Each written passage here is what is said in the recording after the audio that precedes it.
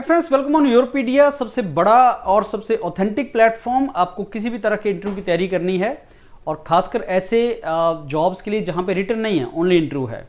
Jharkhand public service commission polytechnic lecturer, return exam नहीं है, only interview के बेस पे होगा, लेकिन बहुत डिटेल उन्होंने आपसे पूछा है और इंटरव्यू ऐसे केस में इंपॉर्टेंट हो जाता है और इंटरव्यू के साथ साथ आपका टीचिंग स्किल भी चेक होता है।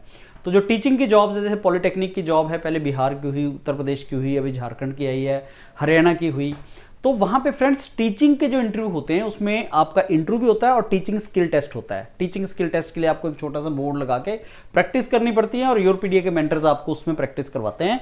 तो झारखंड में ये निकला हुआ है आपका हायर एंड टेक्निकल एजुकेशन के लिए पॉलिटेक्निक लेक्चरर की कुछ वैकेंसीज हैं जो काफ़ी ज़्यादा नंबर में हैं। ऑटोमोबाइल में 4, केमिस्ट्री में 21, सिविल में 40, कंप्यूटर साइंस में 66, फिर ये सारे की इलेक्ट्रिकल में 45, ये पॉलिटेक्निक लेक्चरर की पोस्ट।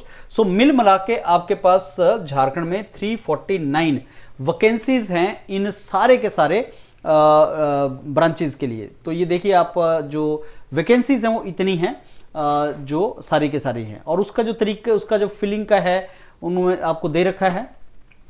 एज कितनी होनी चाहिए उसका भी आपको सारा इन्होंने एज के हिसाब से बता रखा है कितनी एज होनी चाहिए और बेसिकली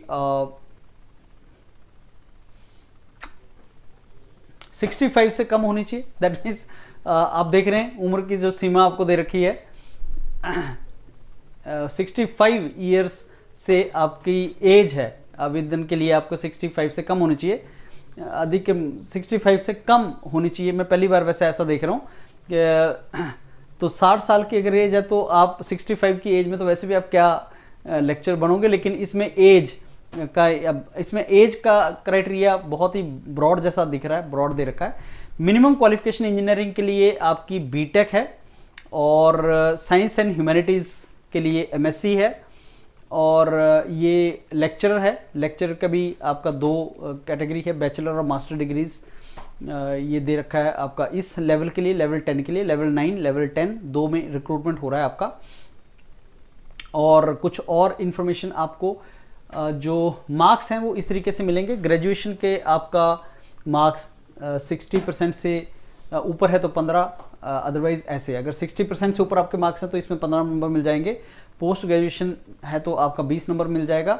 ऐसे पीएचडी है तो उसके 15 नंबर मिलेंगे। ऐसे उन्होंने सारा इसमें डिवीजन कर रखा है। गेट क्वालिफाइड है मोर देन 95% है तो इतना मार्क्स मिलेगा। तो सारा इन्होंने अच्छे तरीके से मैनेज किया हुआ, सारा लिखा हुआ है। इसका रिटन एग्जाम नहीं कंडक्ट हो रहा है और पोस्ट डॉक्टरेट अगर आपके पास एक्सपीरियंस तो उसको भी ऐड किया हुआ है। तो फ्रेंड्स इसमें आपका पब्लिकेशन के लिए भी मार्क्स दे रखे हैं, 8 मार्क्स पब्लिकेशन के लिए दे रखे हैं।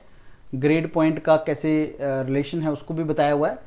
तो इसमें बहुत अच्छे तरीके से सारा डिटेल में मेंशन है कि किसके कितने मार्क्स होंगे। बस ये है, आप इसमें फॉर्म भर दीजिए, उसके बाद ऑब्वियसली इंटरव्यू होगा और इंटरव्यू के बाद ये डिसाइड करेंगे किसको जॉब कितने मार्क्स के हिसाब से मिलेगा और इंटरव्यू के कितने मार्क्स से सारा बताएंगे। अभी तो फॉर्म फिलिंग है, तो मेरे इस वीडियो के साथ इसका फॉर्म फिलिंग का आपका ये लिंक भी लगा होगा, आप इसको भर देना फ्रेंड्स। और अपॉर्चुनिटी अच्छी है, खासकर उन कैंडिडेट्स के लिए जो एमटेक वगैरह कर रहे हैं, जिन्होंने एमटेक किया है उनके लिए अपॉर्चुनिटी अच्छी है। तो इसको प्लीज़ भर दें सो दैट अगर आप कंसिडर हों तो आप इसको तैयारी करके दे सकें।